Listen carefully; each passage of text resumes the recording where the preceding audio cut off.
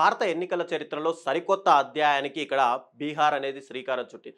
దేశంలోనే తొలిసారిగా mobile phone ద్వారా ఓటు హక్కును వినియోగించుకునే విధానాన్ని ఇక్కడ ప్రవేశపెట్టింది. మున్సిపల్ కౌన్సిల్ ఎన్నికల సందర్భంగా ఈ నూతన ఓటింగ్ ప్రక్రియను అమలు చేస్తున్నట్టు రాష్ట్ర ఎన్నికల కమిషన్ ప్రకటించింది. అయితే ఈ వినూత్న ప్రయోగంతో బీహార్ అనేది ఒక్కసారిగా దేశవ్యాప్తంగా వార్తల్లో నిలిచింది. ఎవరైతే శారీరక అనారోగ్యం, వృద్ధాప్యం లేదా ఇతర ప్రాంతాల్లో ఉండడం వంటి కారణాలతో పోలింగ్ కేంద్రాలకు రాలేని ఓటర్ల సౌలభ్యం కోసమే ఈ సౌకర్యాన్ని తీసుకొచ్చినట్టు ఇక్కడ బీహార్ ప్రభుత్వం అయితే వివరించింది.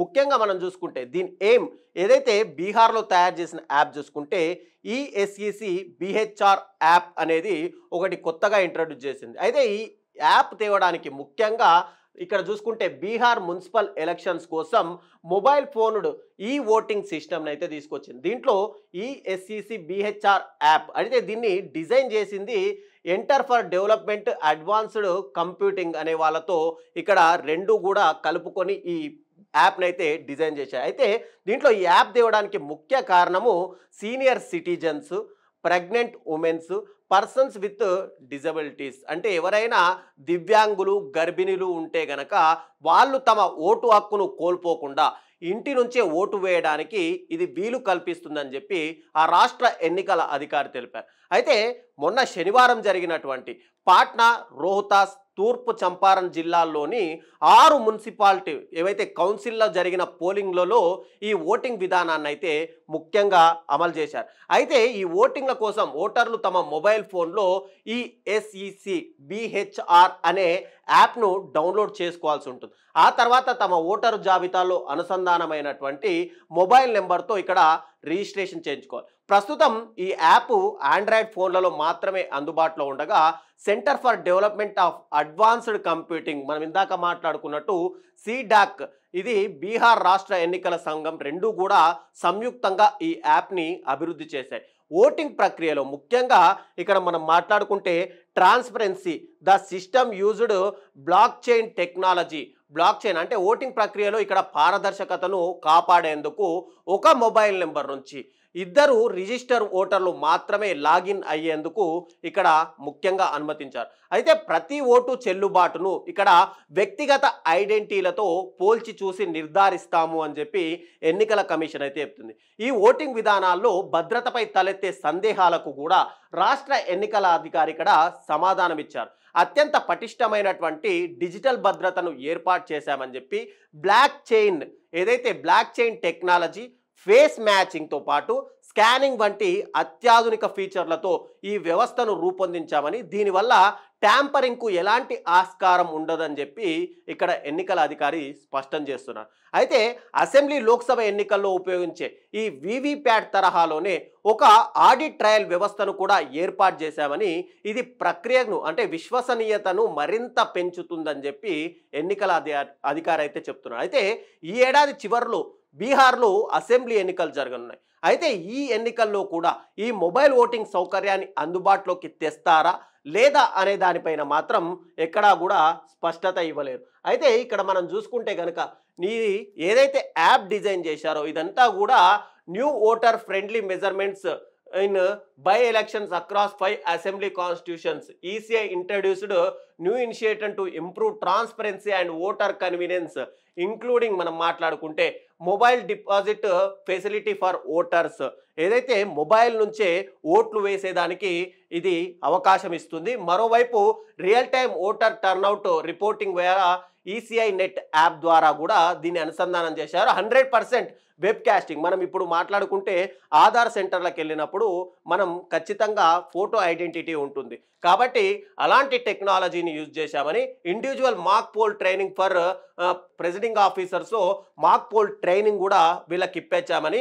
అయితే ఇప్పటి వరకు జరిగిన టోటల్గా చూసుకుంటే కనుక ఈ టోటల్ సమ్మరీ ఏదైతే ఈ 20 సంవత్సరాలు గత ఎలక్షన్స్ని దృష్టిలో పెట్టుకొని అక్కడ జరిగినటువంటి అవకతవకల్లో ఏవైతే జరిగాయో వాటన్నింటినీ దృష్టిలో పెట్టుకొని ఈ టోటల్గా ఈ యాప్ని డిజైన్ చేశామని చెప్తున్నారు. అయితే ఇప్పటి వరకు మనం చూసుకుంటే ప్రజాస్వామ్య పాలనా వ్యవస్థలో ఎన్నికలు అనేవి అతి ముఖ్యమైన ప్రక్రియగా మనం చెప్పుకోవచ్చు. భారత కేంద్ర ఎన్నికల సంఘం ఆధ్వర్యంలో జరిగే ఎన్నికలు విజయవంతంగా సాగుతున్నప్పటికీ కూడా తరచూ అనేక రకాల అవరోధాలు ఇక్కడ తలెత్తుతూనే ఉన్నాయి. ప్రజాస్వామ్య స్ఫూర్తిని దెబ్బతీసే పరిణామాలు కూడా సంభవిస్తున్నాయి. వాటిని పరిహరించేందుకు ఎప్పటికప్పుడు కూడా కొత్త కొత్త ప్రయత్నాలు జరుగుతూనే ఉన్నాయి.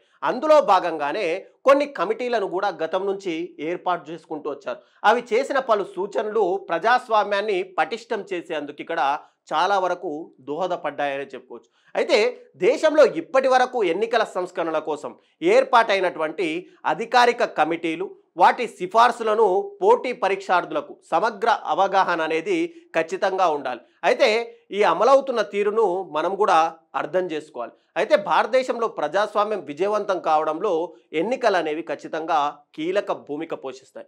1952లో జరిగిన మొదటి సార్వత్రిక ఎన్నికలు మొదలుకుంటే బీహార్ కొన్ని చోట్ల ఇంకా జరగాల్సి ఉన్నాయి కాబట్టి ఆ జరగబోయే 18వ సార్వత్రిక ఎన్నికల వరకు దేశ ఎన్నికల వ్యవస్థ ఇక్కడ సందర్భానుసారము అనేక సంస్కరణలకు గురవుతూనే వచ్చింది. ముఖ్యంగా కొన్ని కమిటీల గురించి మనం మాట్లాడుకోవాలి. సంయుక్త పార్లమెంటరీ కమిటీ సిఫార్సులు అంటే 1972లో దేశవ్యాప్తంగా సార్వత్రిక ఎన్నికలు నిర్వహించడం, శాసనసభకు ఎన్నికలు జరపడం తదితర అంశాలన్నింటినీ కూడా ఒకే వ్యక్తి పర్యవేక్షించడం, నియంత్రించడం అనేది శ్రమతో కూడుకున్న పని. కాబట్టి ఇది అందుకే రాజ్యాంగంలోని ఆర్టికల్ 324(2) ప్రకారం కేంద్ర ఎన్నికల సంఘాన్ని బహుళ సభ్య ఎన్నికల సంఘంగా మార్పు చేయాలి అని చెప్పి ఈ సిఫార్సు అంటే 1972లో కమిటీస్ వచ్చింది. ఆ తర్వాత జరిగినటువంటి తార్కుండే కమిటీ సిఫార్సు అంటే 1974లో వాళ్ళు ఇచ్చినటువంటి సూచనలు చూసుకుంటే ఎన్నికల నోటిఫికేషన్ వెలువడిన వెంటనే అధికారంలో ఉన్నటువంటి కేంద్ర రాష్ట్ర ప్రభుత్వాలని ఖచ్చితంగా రద్దు చేయాలని చెప్పి ఓటు హక్కు పొందేందుకు కనీస వయోపరిమితి 21 సంవత్సరాల నుంచి 18 సంవత్సరాలు తగ్గించాలని ఇక్కడ చెప్పారు. ముందుగా మనం చూసుకుంటే కనుక ఇక్కడ కమిటీల గురించి మాట్లాడితే తార్కండే కమిటీ 1974 నుంచి బై జయప్రకాష్ నారాయణ్ అంటే JP during the total revolution of మూవ్మెంట్కి సంబంధించి ఒక కమిటీ వేశారు. ఆ తర్వాత దినేష్ గోస్వామి కమిటీ 1990లో ఎలక్టరల్ రిఫార్మ్స్ గురించి ఈ కమిటీ అయితే చెప్పింది. ఆ తర్వాత ఓహ్రా కమిటీ 1993లో on the nexus between crime and politicians వీళ్ళ మధ్య ఉండేటువంటి ఏదైతే అంటే క్రైమ్లో ఇన్వాల్వ్ అయిన వాళ్ళ గురించి వీటి గురించి డీటెయిల్గా మాట్లాడే ముందు కమిటీల గురించి చూస్తే ఇంద్రజిత్ గుప్తా కమిటీ 1998లో స్టేట్ ఫండింగ్ ఆఫ్ ఎలక్షన్స్ కానీ second administrative reforms commission of India 2007 మాట్లాడుకుంటే వీళ్ళు report on ethics and governance అంటే హెడెడ్ బై వీరప్ప మొయిలీ ఏదైతే కమిటీ ఉందో ఆ కమిటీ గురించి. ఇక తాన్కా కమిటీ కోర్ కమిటీ ఇది 2010లో ఇది ఏర్పాటు చేశారు. టోటల్గా ఈ కమిటీలది మనం వీళ్ళు చెప్పింది ఏంటి అంటే గనక ముఖ్యంగా కమిటీలు ఏం చెప్పారంటే వయోపరిమితి 21 సంవత్సరాల నుంచి 18 సంవత్సరాలకు తగ్గించాలి. కేంద్ర ఎన్నికల సంఘం 3 సభ్యులతో కూడిన బహిళ సభ్య ఎన్నికల సంఘంగా పూర్తి స్వయం ప్రతిపత్తి కలిగిన సంస్థగా ఇక్కడ కొనసాగాలి అని చెప్పి పదవీ విరమణ చేసిన ప్రభుత్వ ఉద్యోగులను సభ్యులుగా ఇక్కడ నియమించకూడదు అని చెప్పి కమిటీలు అయితే చెప్పాయి. ఇక దినేష్ గోస్వామి కమిటీ ఏం చెప్పిందంటే నాటి పివి సింగ్ ప్రభుత్వంలో న్యాయశాఖ మంత్రిగా ఉన్నటువంటి దినేష్ గోస్వామి అధ్యక్షతన ఎన్నికల సంస్కరణలపై అధ్యయనం కోసం ఒక కమిటీని ఏర్పాటు చేశారు. ఈ కమిటీ పలు సిఫార్సులను చేసింది. రాజకీయ పార్టీలకు ఎన్నికల నిర్వహణ వ్యయాన్ని ప్రభుత్వం నగదు రూపంలో కాకుండా వస్తు రూపంలో ఇవ్వాలి. గుర్తింపు పొందిన పార్టీలకు మాత్రమే ప్రభుత్వం ఆర్థిక సహకారం అనేది అందించాలి. మిగిలిన పార్టీలకు కానీ స్వతంత్ర అభ్యర్థులకు ఎన్నికల్లో విజయం సాధించిన తర్వాత మాత్రమే ప్రభుత్వం అనేది ఆర్థిక సహకారాన్ని అందించాలి అని చెప్పి ఒక అభ్యర్థి ఎన్నికల్లో ఒకేసారి 2 నియోజకవర్గాల నుండి పోటీ చేసే విధానాన్ని రద్దు చేయాలి అని కూడా కొన్ని సూచనలు అయితే ఇచ్చాయి. ఇలా ఈ సూచనలను మనం చూసుకుంటే కనుక ఫస్ట్ కాన్స్టిట్యూషనల్ అమెండ్మెంట్ యాక్ట్ 1988 ప్రకారం లోవరింగ్ ద ఓటింగ్ ఏజ్ 28 నుంచి 18కి తగ్గించడం, తర్వాత booth capturing 1989 provision of adjournment of polls and countermanding of elections and issue కేసెస్లో ఉన్న వాళ్లకు దీంట్లో ఇన్వాల్వ్ కాకూడదని, ఎలక్టరల్ ఫోటో ఐడెంటిటీ కార్డ్ 1993లో ఖచ్చితంగా ఓటర్ ఐడెంటిటీ కార్డులో ఆ ఎవరైతే ఓటేసే పర్సన్ ఉన్నారో అతనికి సంబంధించిన ఖచ్చితంగా ఫోటో ఆ ఎన్నికల గుర్తింపు కార్డు మీద ఉండాలని చెప్పి, time limit for by elections ఏదైనా ఒక నియోజకవర్గంలో క్యాండిడేట్ మరణించినా లేదంటే రాజీనామా చేసినా ఖచ్చితంగా ఎలక్షన్స్ 6 నెలల లోపే ఆ వేకెన్సీని పూర్తి చేయాలని చెప్పి, listing of names of candidates అయితే ఎవరైతే కంటెస్ట్ చేస్తున్నారో వాళ్ళని 3 రకాలుగా ఇక్కడ గుర్తించారు. ఒకటి రికగ్నైజ్డ్ అయితే, రెండోది recognised and unrecognised political party అంటే రికగ్నైజ్డ్ కాని పొలిటికల్ పార్టీలుగా ఒకరైతే, మూడోది ఇండిపెండెంట్ అభ్యర్థులుగా, ఇంకా disqualification for insulting the nation honour act 1971 ప్రకారం చూసుకుంటే కనుక ఎవరైతే జాతీయ గీతాన్ని అవమానించినా వాళ్ళందరికీ కూడా 6 సంవత్సరాల వరకు ఎన్నికల్లో పాల్గొనడానికి అనర్హులు అంటూ కూడా ఈ కమిటీ చెప్పింది. ఇక ఓట్ త్రూ ప్రాక్సీ 2003 ప్రకారం సర్వీస్ ఓట్స్ ఇన్ ఆర్మ్డ్, ఎవరైతే ఆర్మ్డ్ ఫోర్స్లలో కానీ ఇతర నేవీ లేదంటే మిలిటరీలో పనిచేస్తున్నారో వాళ్ళ ఇష్టానుసారము వాళ్ళ కుటుంబీకులు కానీ ఎవరైనా గన వాళ్ళ ఇష్టానుసారం ఓటు వేసే అధికారాన్ని ఇక్కడ యాక్ట్ అయితే కల్పించింది. తర్వాత allocation of time on election media,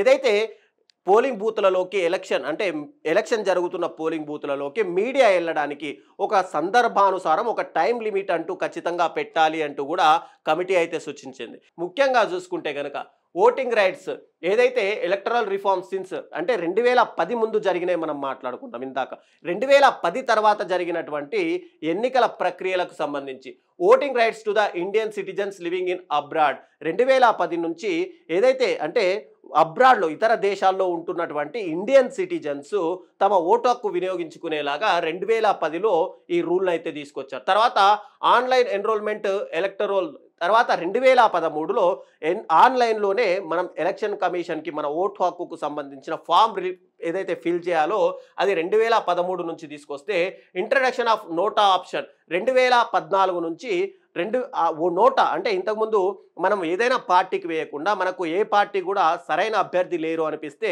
నోటాకు వేసేలాగా 2014లో ఈ ఆప్షన్ని కూడా తీసుకొచ్చారు. తర్వాత VVPAT voter verified paper audit trail 2013, introduction of VVPAT with EVMs to the conduct free and fair elections 2013కు సంబంధించి ఎలక్షన్ అంటే వివిప్యాట్ల స్థానంలో ఏవైతే రిగ్గింగ్ జరుగుతాయనే ఉద్దేశంతో ఇక్కడ ఈవీఎంలను తీసుకొచ్చారు. తర్వాత photos of candidates and EVMs and ballot papers ఇది 2015లో తీసుకొచ్చింది.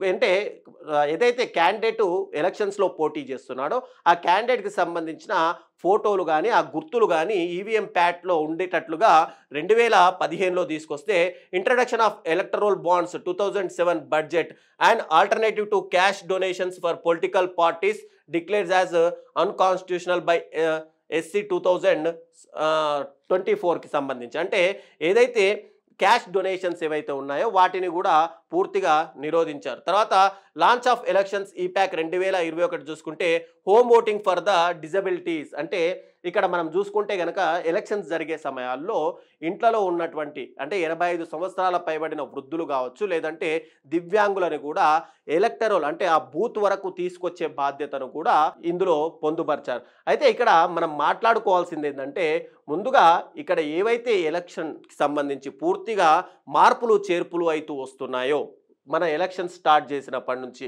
ఆ ఎలక్షన్స్ ఇప్పుడు మొబైల్ యాప్ని కొత్తగా తీసుకొచ్చారు. ఇక్కడ ముఖ్యంగా మనం పోలింగ్ బూత్లోకి వెళ్ళి ఓటేస్తేనే ఇక్కడ రిగ్గింగ్ జరిగే అవకాశాలు ఉన్నాయి. ఎవరో ఓట్లను ఈ వీవీప్యాట్లు ఉన్నప్పుడు ఇష్టానుసారము ఓటింగ్లను అక్కడ పొలిటికల్ బూత్ ఏజెంట్లు గుద్ది వాటిని బాక్స్లలో వేశారు. తర్వాత ఈవీఎంలు వచ్చాయి. ఈవీఎంలు వచ్చిన తర్వాత ఈవీఎంలు ట్యాంపరింగ్ జరుగుతున్నాయి, అధికార పార్టీలు ఈవీఎంలను ట్యాంపరింగ్ చేసి తాము గెలిచేందుకు దీన్ని మాడిఫై చేసుకుంటున్నారు అంటూ కూడా అనేక సందేహాలు వచ్చాయి.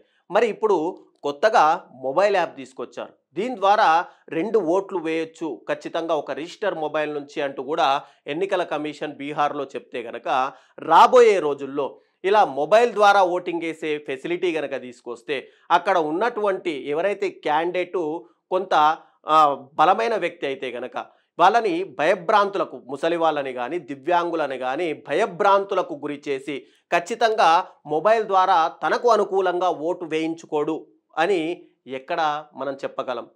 ఈ ఈవీఎంలు వీవీప్యాట్లే ట్యాంపరింగ్ జరుగుతున్నప్పుడు ఖచ్చితంగా ఈ మొబైల్లో ట్యాంపరింగ్ జరగదు అనడానికి ఎక్కడ అవకాశం ఉంది? ఇదంతా ప్రజాస్వామ్య దేశంలో ఇన్ని లక్షల రూపాయలు, కోట్ల రూపాయలు ఎన్నికల కోసం మనం ఖర్చు చేస్తున్నాం. దీనికోసం అంటూ సపరేట్‌గా ఒక బడ్జెట్‌ని తీసుకొస్తున్నాం. కానీ ఇంత చేస్తున్న ప్రభుత్వాలు, ఇంత చేస్తున్న ఎలక్షన్ కమిషన్ మాత్రం ఇలా మొబైల్ యాప్ తేవడం అనేది ఇది పారదర్శకంగా ఖచ్చితంగా అనిపించదు అని మాత్రం మనం చెప్పుకోవాలి. ఎందుకంటే ఈ మొబైల్ యాప్ ద్వారా ఖచ్చితంగా ఓటింగ్ ప్రక్రియలో అవకతవకలు జరిగే అవకాశాన్ని, దీని బదులు ఇంత ఖర్చు పెడుతున్నాం కాబట్టి ఖచ్చితంగా ఒక సెక్యూరిటీ సిస్టమ్‌ని ఏర్పాటు చేసి ఎవరైతే పోలింగ్ బూత్‌లలో ఉండేటువంటి అధికారులు ఉంటారో వాళ్ళే ఇంటికి వెళ్ళి మొబైల్ యాప్ ద్వారా, వాళ్ళ మొబైల్ యాప్ గానీ లేదంటే అక్కడ పర్సన్ మొబైల్ యాప్ ద్వారా వాళ్ళే దగ్గరుండి ఓటు వేయిస్తే గనక దీన్ని ఒక పారదర్శకతగా చెప్పుకోవచ్చు. లేదంటే మాత్రం రాబోయే రోజుల్లో ఎన్నికలనేవి ఖచ్చితంగా బలమైన వ్యక్తి, ఏదైతే దబాయించే వ్యక్తి ఉంటాడో వాళ్ళకు అనుకూలంగా మారే అవకాశాలు ఖచ్చితంగా ఉంటాయి. అయితే ఈ యాప్ ద్వారా నిజంగానే లబ్ధి చేకూరుతుందా?